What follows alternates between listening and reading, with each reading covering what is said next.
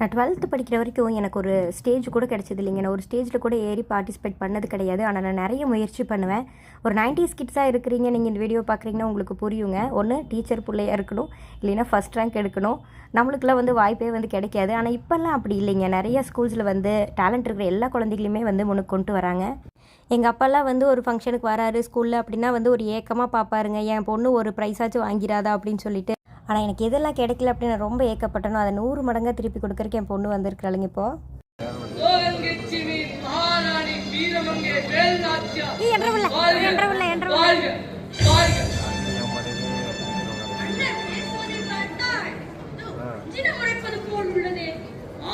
அந்த நேரத்தில் பார்த்தீங்கன்னா என்னோட எமோஷன்ஸை என்னால் கண்ட்ரோல் பண்ணிக்கவே முடியல. இதுக்கு பேர் தான் ஆனந்த கண்ணீரா அப்படின்னு இருந்துச்சு. யுகிக்கு இந்த வாய்ப்பு கொடுத்த எல்லாருக்குமே ரொம்ப நன்றிங்க.